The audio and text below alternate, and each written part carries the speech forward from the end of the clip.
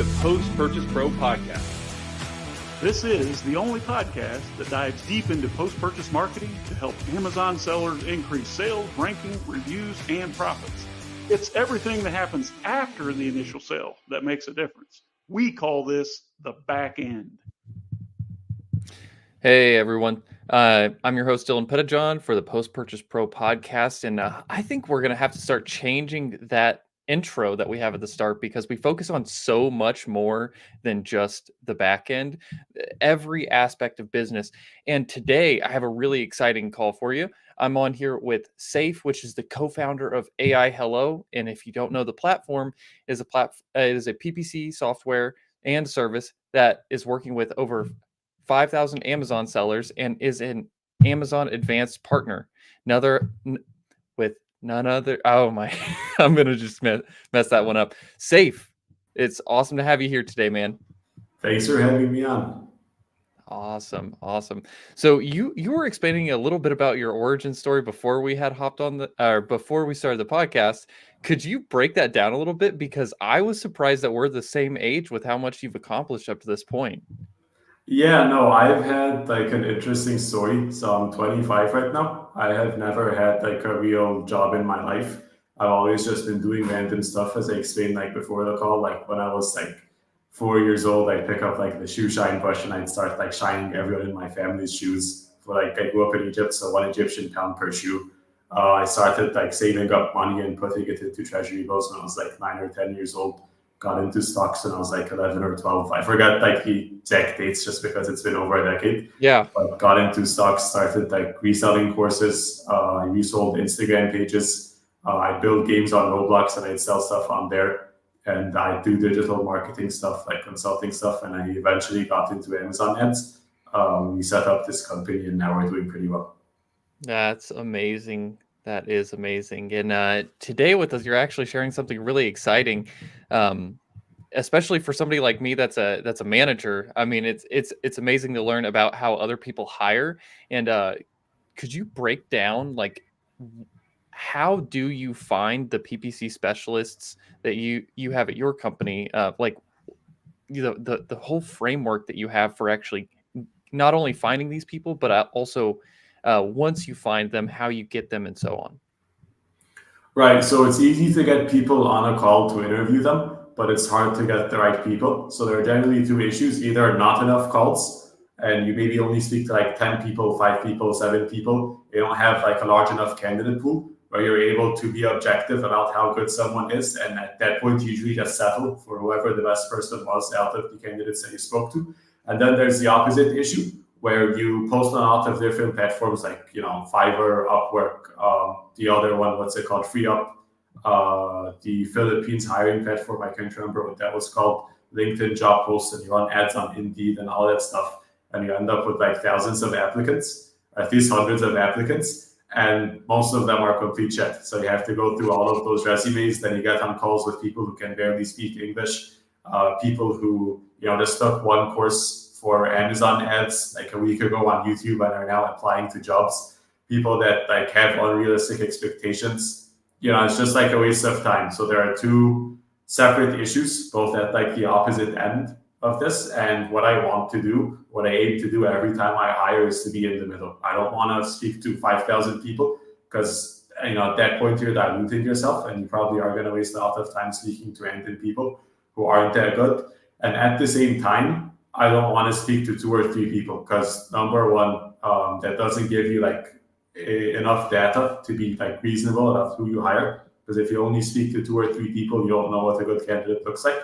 And the second thing is it forces you into signing up candidates that you might have not signed up otherwise, because you need like someone this week and you only have 2 people, right, that you're speaking to. So you're forced to hire one of them, although it might not be ideal. The last thing is deals fall through, right? Like there's this quote, it's like birds fly, fish swim, and deals fall through. So you could have someone who's about to like sign, and it's about to join you guys, and they could leave last second.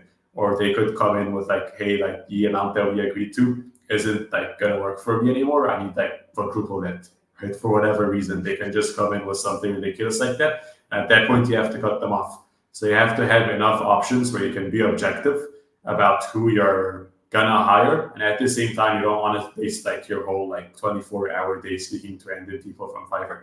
So what I've done is I set up like 2 different recruitment flows, or like ways to generate candidate pipeline. One is inbound, and that's through my LinkedIn profile, not LinkedIn job post, that's my own like organic posts. And then the other is outbound, where I'm actually reaching out to people. So for inbound, I just do like a hype post, like, hey, my name is Saif, building this cool software. And obviously this differs depending on what you're hiring for. So if you're an agency, you have to pitch yourself in a different way. If you're a seller, you pitch yourself in another way, and so on. So for me, I just say, hey, my name is Saif. I have a company that's growing pretty fast, 20% month over month. We're growing so fast we need to hire more PPC specialists right now because we can't keep up with all the demand. I'm offering this, and that, and I want to work with people who are, and this is where I disqualify people. When I work with people who are X, Y, and Z, I usually just say something like smart, hungry, disciplined, and curious, right? And I don't care about your resume. I don't care about your experience. I don't want you to send me like a 5-paragraph long text of the last 5 jobs you had. That's not what I want to know. I just want to know these like 2 questions. I want to ask them to you, and you get to answer one of them, or you could answer both if you want. And I'll just give 2 questions that I use to test like how people think. So I could ask, for example, like, what's something you know about Amazon PPC, or you learned about Amazon PPC recently that you found interesting, right? And based on that, I'll be able to tell like how in depth they've gone. So I get people answering that. They're like, sponsored brand video ads are good. Like, it doesn't really mean anything. Like at day 1 of PPC, you could figure that out. Like I could watch any random podcast episode right now, and I could figure that out. Another like better answer for this is someone who goes super in depth. They're like, hey, I learned this strategy that you might have not heard about before. This is what I've done. This is what the actual results I've achieved with someone else are. And this is why I think this works and why I think it's interesting, right? And if they actually do give you something novel and they give you something logical, then that's someone who has gone in depth, either with their learning or with their experience, or just like observations of how the accounts they've worked on function before. And they're able to actually provide new insights. So that's someone who's smart enough to think on their own and think on their feet, and aren't just like echoing what they heard someone else say, either because they have no experience or they're just not smart enough to think through what they're actually like working on. So after that, I'd also ask them what's a contrarian opinion they have about Amazon PPC. And again, I'm just trying to see like, are they advanced enough, smart enough, and like well-read enough to come up with their own opinions on Amazon PPC, right?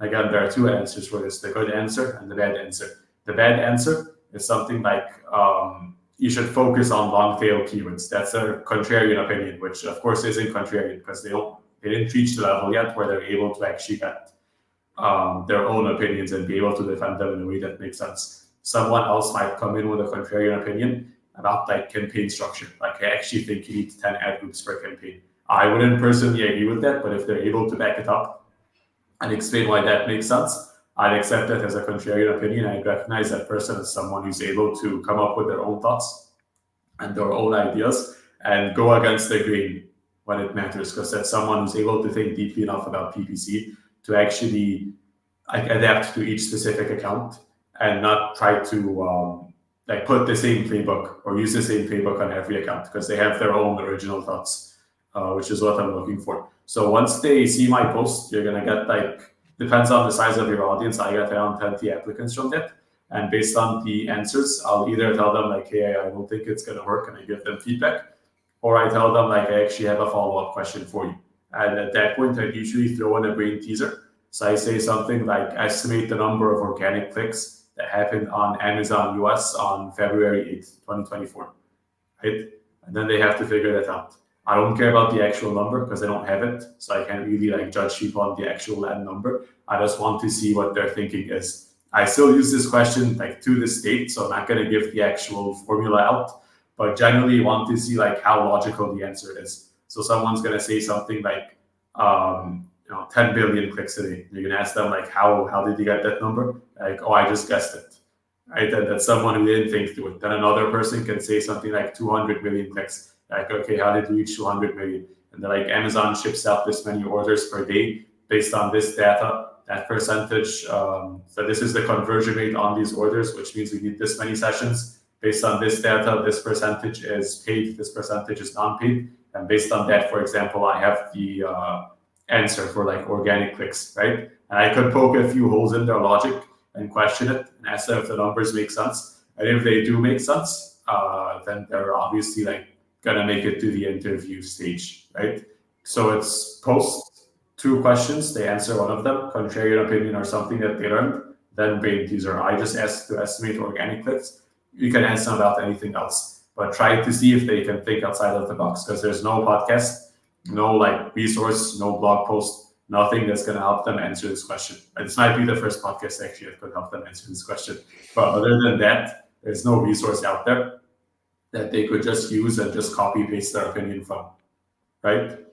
So that's the first thing. That's the inbound funnel. The outbound funnel is just me reaching out to other people that either work at other agencies or software companies that I find interesting, and I'll just reach out and offer them to like get on a call with me to discuss the new job that I have open. And again, I'm trying to hype them up, because my belief is if someone is good, and this doesn't always apply, because like someone might have been laid off for no reason, or the company that they're in might have shut down. But generally, my belief is that the people out there looking and mass applying on LinkedIn and mass applying on Upwork aren't the best people, right? Because if you're a killer, you're probably already working somewhere, right? You probably have a good relationship with your boss because you're a killer, they like you, and you're probably getting compensated fairly. So someone who's like kicking ass and is doing very well at their job doesn't have that big of an incentive to leave, right? So when you try to reach out to those people, you want to try to get them hyped up. Like, hey, my name is Saif. I'm doing X, Y, and Z. These are the results we're getting right now. This is why I want you on board, and this is what's in it for you, right? What's in it for you doesn't have to be like monetary. It could be like, hey, I have like this super, super strict process for hiring PPC specialists. So you're just going to work with a team of absolute killers. Like I don't work with dumb people, and I don't suffer fools, right? So if you join me, you're going to work with killers. You're going to work in a company that's growing super fast. We have a really good product, and you're just going to be in an environment where you're going to wake up every day and you're going to like what you're doing, right? So there are different ways to sell it. You can sell you as a founder, the company, the job, the team, stuff like that. And you can try to get people hyped up enough to get on a call. And people might be like, no, I'm in a job right now, I'm not interested. Push back, right? Like just say like, hey, it's just a call. There's no commitment. It's just going to be like 10, 15 minutes of your time. And you can just get on the call with them after that and not interview them. Like you can just have a chat, try to break the ice, try to warm up to them. And after that, you can ask them for the interview, right? So just be persistent with it and just don't take a no for an answer, right? I have this story of a person, and this is post-interview stage. So I interviewed them and it went well. And generally after the interview, I sent like the candidate a case study or a test. And I sent it to them, and they're supposed to submit it in 3 days. And the 3rd day comes, and there's nothing submitted. So it's like, yo, what's up? I really liked you. How come you didn't send the test over? And they're like, hey, I don't think I can do this. I'm already in a job. I like what I do. The guy has been very good to me.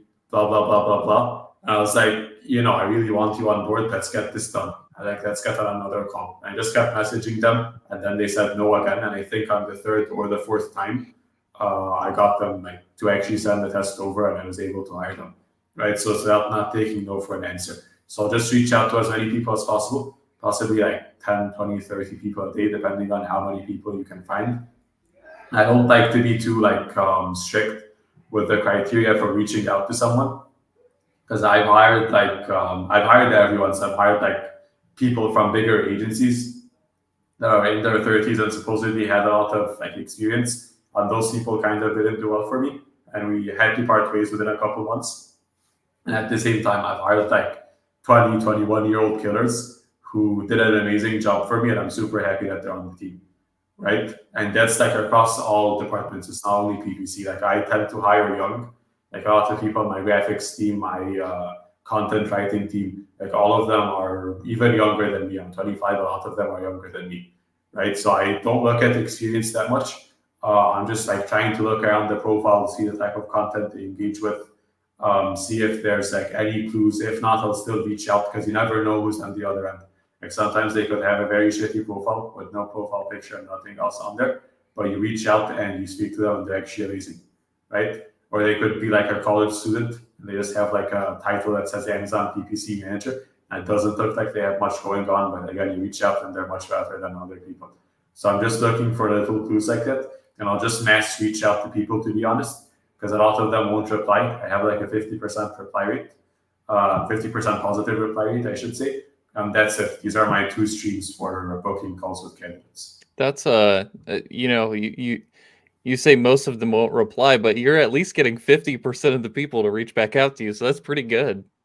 Yeah, no, it is. It's just about like the setup that you have. So I have like a few followers now. I think I'm touching 5K. I don't want to say that because I might be closer to 4K. It's like 4.5, 5K basically.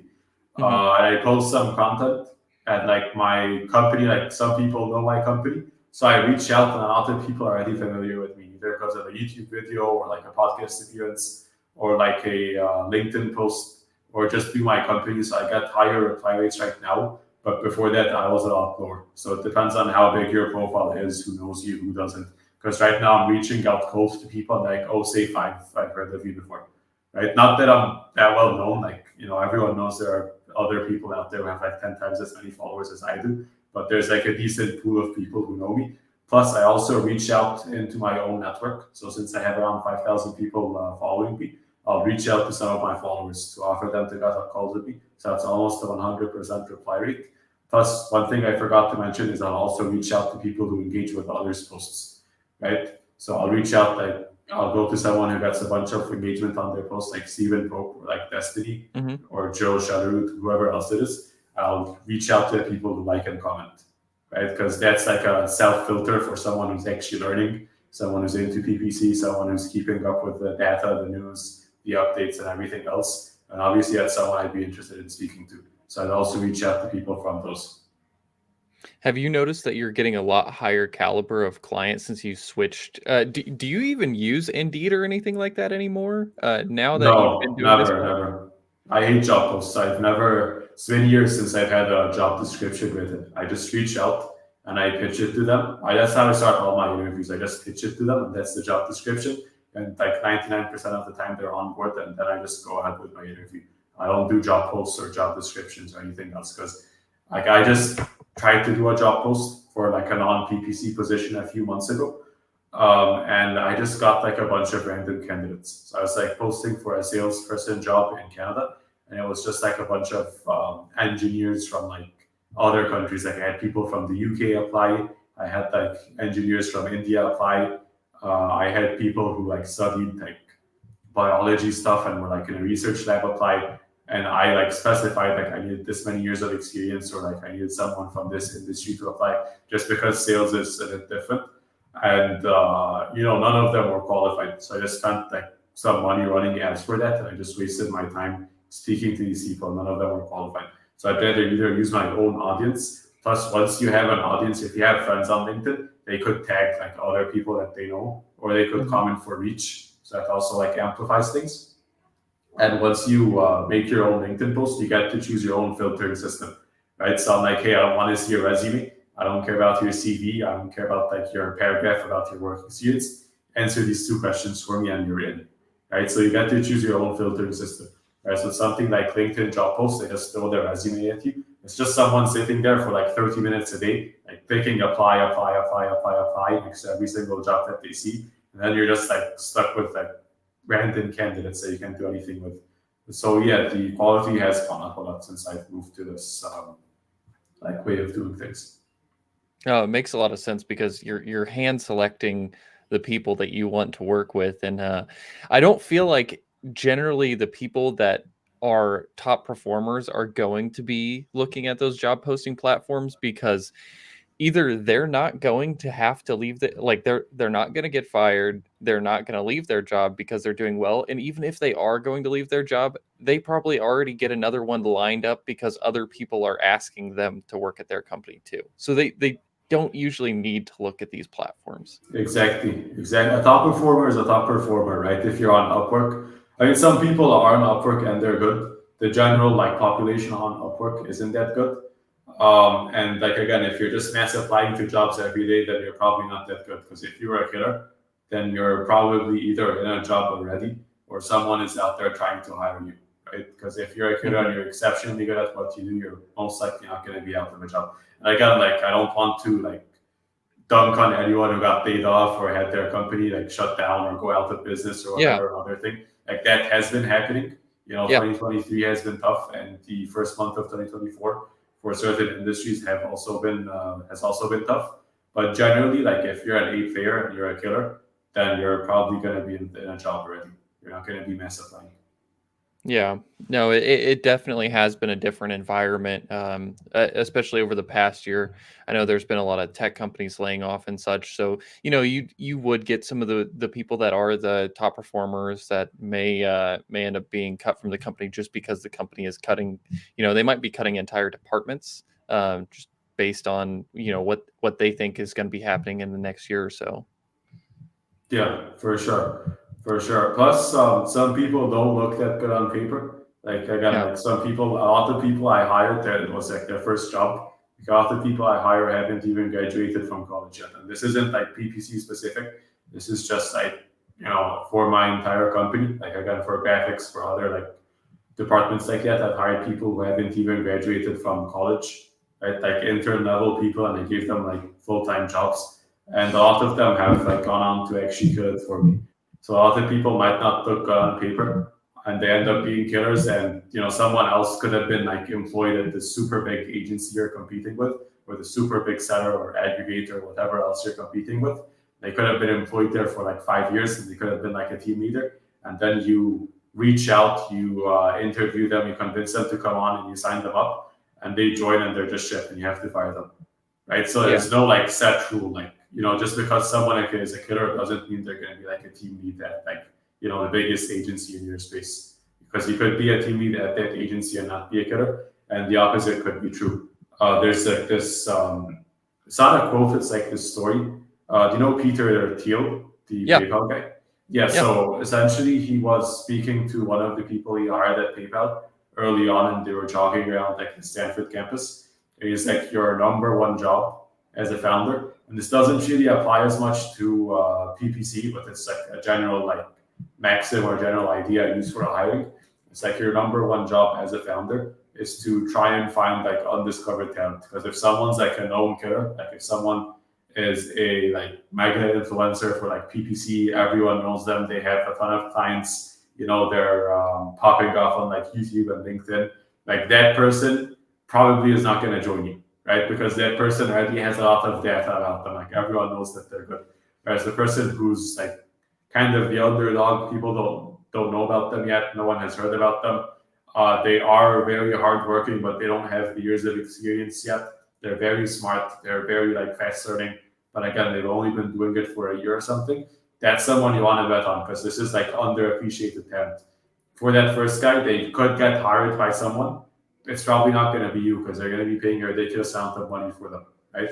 Unless obviously you're like that, there might be like some huge brands watching this. But generally, most people aren't going to be trying to pay someone like $300,000, $400,000 a year in compensation, right? Most of the advice I'm going to give is just for like average compensation, like PPC specialists, both in the US and like offshore. So unless you're in a position where you have a big enough brand and a big enough company and enough like cash in the bank to like shell out $300,000, $400,000 for like the superstar that you want to hire, you're going to have to go after underappreciated talent with less data points, and you're just going to have to bet on these people. It's like going to the what's it called? I'm not really a sports fan, but when they have like these people who go to like college teams and like high school teams, and they draft like different people, and essentially you're trying to pick who's going to become the next Michael Jordan before they become Michael Jordan.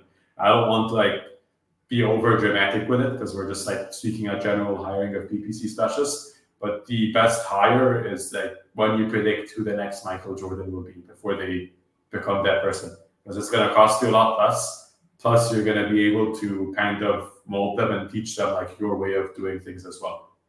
So you can kind of have them turn out exactly as you want them to, and it could cost less than hiring Michael Jordan outright.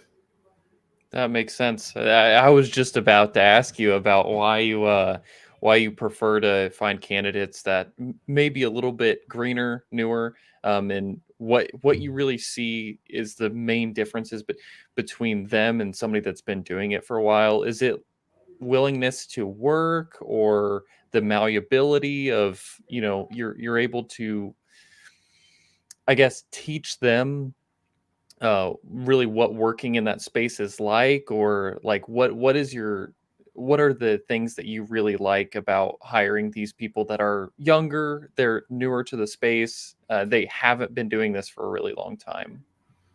Right. Yeah. So generally, most of them have like a year or two of experience on them. Hmm. There are two ways to answer this. They're both like honest. One way is just like I'm a young guy, so I'm Hmm. generally gonna go for the other young guy just because Yeah. that's what I know and what I've gotten good at hiring from. I'm probably not gonna go for like the 35 or the 40-year-old guy. That's one reason, and that's just like me being honest. The second reason is that once someone is older, they have much more data points about them, right? So you have to gauge them on what they've achieved. So if I'm hiring for a regular PPC specialist position and Hmm. someone's 35 years old and they're still applying for like the entry level PPC specialist position, then that tells you like in the last 14 years since they graduated from college, not much has gone on in their lives. Because if they were a killer, they'd be up there right now. Right? They'd be doing big stuff. 14 years, that's like a decade and a half. Hmm. If you're not doing big stuff 14 years in, I'm not gonna bet on you to start doing big stuff when you look old, That right? makes So sense. Yeah. it's there's more data points. So if I was hiring like a VP of marketplaces or like a VP of Amazon advertising, yeah, I'd go for someone who's a bit older, right? But at that point, I'd have all the data points out them that I need, right? That you're 35 years old, you've been working for 14 years. What have you achieved in these 14 years, right? If you've achieved enough and you're in a position where you want to be VP of sales, that's like a good level. Like I believe someone who's 35 years old could be a killer if they're applying for a VP of sales position, right? But if someone's 35 or 40 years old applying for like a regular, entry level, I don't want to call it entry level, just like an individual contributor, Amazon Hmm. PPC specialist position, you have to start looking at the last decade and a half and like asking yourself like, why has this person not gotten to a point in this decade and a half where they're like a director of marketplaces or they're like a founder of some agency or they're doing this or that or like they're a consultant? You get what I mean? So if you're Yeah. that old and you're still applying to this type of job, then again, you just have to question what's going on.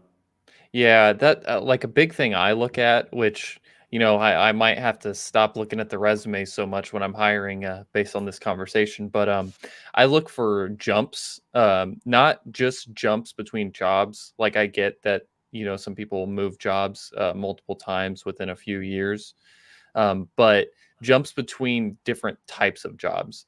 And I'm not talking about just like a high school, college kid that they worked at, I don't know, maybe they worked at a fast food place and they worked at a restaurant or something like that. I'm talking about, um, say, for example, an engineer, like a software engineer, and then they switch to copywriting, and then they switch to doing sales, and they just keep moving to different places. They never spend enough time in that one place to become that expert. That's something I pay attention to when I'm looking at candidates to hire. Yeah, I think everyone has like a certain like type of candidate that they've Mhm. gotten very good at hiring. I personally wouldn't hire that just because I don't like that's not the type that I'm used to hiring. And obviously, you want diversity of thought and experience and everything. But Yeah. for me, I'm not good at hiring that specific type of person because for me, I want like extreme conviction. Like I really want to do digital marketing. I'm really into e-commerce. Like one of the last guys I hired Hmm. started selling online at like 12 years old, and they started like selling on Amazon at 14 years old. I just want like extreme conviction, and they've been doing it for almost a decade right now because they're early 20s. So it's like, hey, I love this thing. I'm gonna go super in depth on this thing, and I have crazy results to show that I've been good at it, right? Because someone could have been like jumping around between positions. Like I could have been an engineer, then I could go into sales, then I could do like I Yeah. don't know copywriting, then web design. You'd have to figure out what happened in between. Like when they were an engineer, were they a good engineer? Like, were they an amazing engineer? When they were in sales, what was their performance like? So for me, I'm more looking at like examples of or proof of like extreme like performance or like Hmm. intense ability more than just jumping because you could jump around across like five things and be shit at all of them, Yeah. right? Exactly. I bet at that one person. And you don't have to do only one thing. Like doing two or three things isn't like a bad thing, right? Yeah. But I want to know that you have a history of killing it, right? There's this story I read a lot. It's like they're sitting in like this meeting with Charlie Munger, and Charlie just like buys companies outright. He just puts the CEO to operate it, and those companies usually end up growing, and he profits off of it and that investment. So one of the people was asking him for advice, and he's like, Charlie, how do you do it every time? How do you know which CEO to hire? He's like, I just hire people who have killed it before, right? Like if someone else was joining another company and they grew it 10x, and they hired a killer team, and they were able to like increase profit margins or like net profit or whatever else it is, that's someone I want to bet on being able to do it twice, right? So I'm just looking for a history of killing it at any scale. Like you don't have to hit an Amazon PPC for me to hire you as an Amazon PPC specialist. Like there's this candidate that I was interested in hiring, and he told me that he came from like a poorer background, like his family was lower income, and he managed to get into the top university in his country on a full scholarship. And in that university, he was able to set up an online bookstore and reach 50% market share on book sales on campus by setting up like an affiliate marketing scheme between the students. That's very interesting to me. Like this guy is thinking outside the box. He overcame circumstances. He did more than what was expected of him, and he has like a entrepreneurial like spirit or energy to it. So that's someone I want to bet on becoming the next like Michael Jordan, right? Yeah. As someone who just jump around between jobs, I'm not like entirely sure. Like that doesn't like on its own tell me that they're a killer. They could be a killer. I'd have to dig in and see what they actually did during each one of those jobs to prove that they have like a history of success. No, that's a really good point. I I was thinking of it not having the time to actually dedicate enough to be a killer, but I guess you're definitely right there, where you could in fact be a killer at sales, you could be a killer at copywriting, and you could be a killer programmer, but um, you really have to dig in and figure that out. No, that's awesome. So how do you determine what to pay somebody that you're hiring as a PPC specialist? Because it sounds like you're hiring in a lot of different places. So I'd imagine that the salaries are going to vary greatly, but what do you rely on to actually figure that out? Yeah, so I'm usually concentrated around the Asia region. So I know Hmm. what to pay in Asia. In Asia, if you want a good specialist, you pay like 1 to 2K per month. Hmm. That applies to like Philippines, India, and Pakistan. Hmm. Anything above that, I think you're overpaying. Anything below that, then the person you're hiring either isn't that good, doesn't have other options, or is like, you're not going for someone that's that great. So that's what I pay for Asia. Hmm. Outside Asia, it gets more complicated. I usually try to just like focus on Asia because that's where I believe the best CPC specialists are. Not because they have the magic sauce, but just because like just look at the numbers on LinkedIn. There are like tens of thousands of Amazon PPC specialists in Asia, and there's like maybe a fraction of that in the US, Europe, and Canada. So just statistically speaking, the best PPC specialists in the world have to be in Asia, right? Because if you have, I'm just throwing numbers out there, if you have 200,000 PPC specialists in Asia, or just like Amazon people, like Amazon FBA specialists in Asia, you have like 5 grand in the US. Even if the Asia ones were worse on average, which I don't believe to be true, but a Hmm. lot of people assume that, even if they were worse on average, you have like 40 times as many people in Asia as you do in the US. So the best people in the world have to be from Asia, right? So that's why I only hire from Asia currently. I hired people for other positions from like Canada. I've hired from the Middle East, where I'm originally Hmm. from. I hired from Africa. I hired from Europe. So I've gone all over the world. But generally, I focus on Asia right now. And if I don't know how much I'm supposed to pay, I just let the candidates speak first. So, like, how much are you currently getting at your job? Hmm. Usually, they're going to give you a number that's higher than what they're actually getting. Yeah. But then figure out how much they're figure out how much they're currently making. Figure out like you can speak to a bunch of people because once you interview 20 people in the same geography for the same position, you'll figure out like roughly what you're supposed to get. So ask them what they're currently getting, ask them what they're expecting, throw a number out there, try to negotiate, see what they take. But for Asia, 1,000 to 2,000 is a good like starting point. No, that makes sense. You're going where the people are, like where the like if you have more people, it's just like you were talking about when you were doing the inbound versus outbound. Like if you have more people that are going to be more qualified people, the likelihood of finding somebody that's actually good is a lot higher because you have more choices and you know what to choose from instead of having, that couple candidates you were talking about in the United States. It's just a smaller sample size and you can't figure out who is truly going to be your killer and who's not.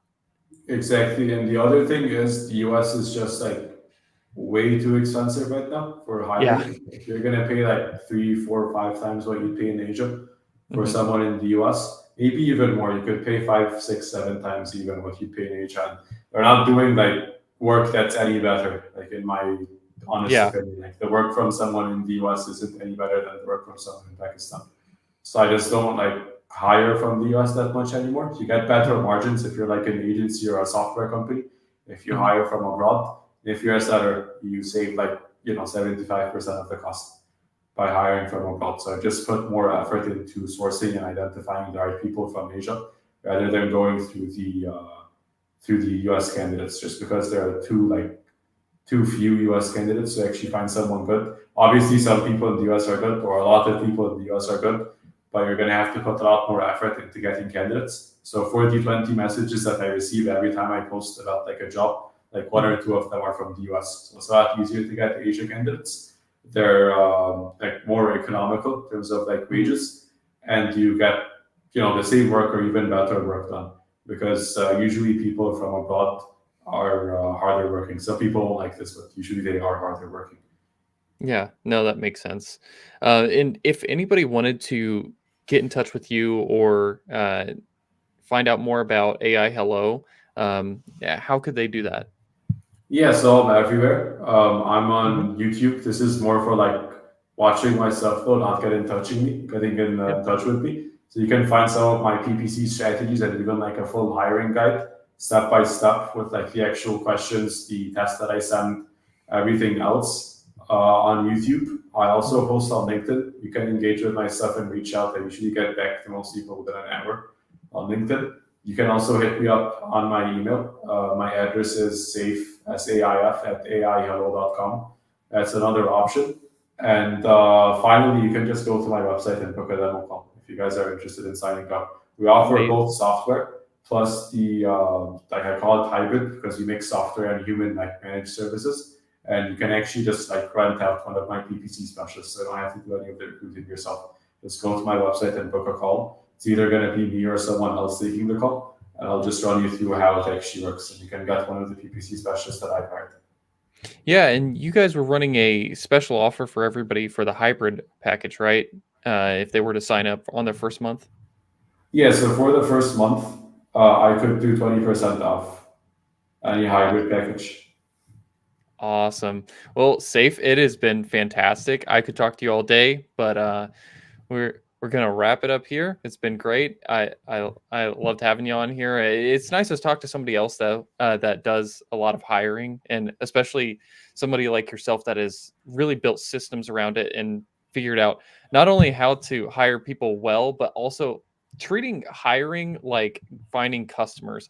Like you're actually going out there, you're advertising yourself, you're reaching out to people. I mean, it's the same way we find clients. We post content, we do advertisements, we do things like podcasts, for example. And then, we have clients come from that because they see us. Then we have a CTA and they want to reach out to us and so on. So it's really nice to see somebody that's built like a whole system around that, just like we would build a client acquisition funnel. Yeah, I mean, if you have bad like employees as an agency or as a seller or Mhm. as a software company, you're not gonna get good clients because word is gonna get out that you guys have like bad service, you guys have bad results. People aren't gonna speak good about you, so your pipeline's gonna go down, and you're not gonna get any of the word of mouth coming in. Like I'd rather spend all of my time. It doesn't have to be this way. It's not like either or. But if I Mhm. had to choose between spending all of my time hiring and spending all of my time selling, I'll just spend my time hiring. Because whenever I hire good people and we do really, really good work for our clients, they end up referring more people to us. So it's its own customer acquisition like funnel. Yeah, that's an awesome way of looking at it. It makes sense though. Like Yeah, you, yeah. you Every can't have. single good hire I've made has brought in at least like my latest hire I think has brought in 6 clients with them so far. And It's it's like amazing. month 3 or 4. 1, 3, or 4 for them 6 clients in. Every single good hire I've made has brought in at least like 2 or 3 clients with them. It's its own fun. So if you spend your time hiring, everything else falls into place. That's awesome. All right. Well, it's been great having you on here, and we're gonna sign off, everyone. Thank you.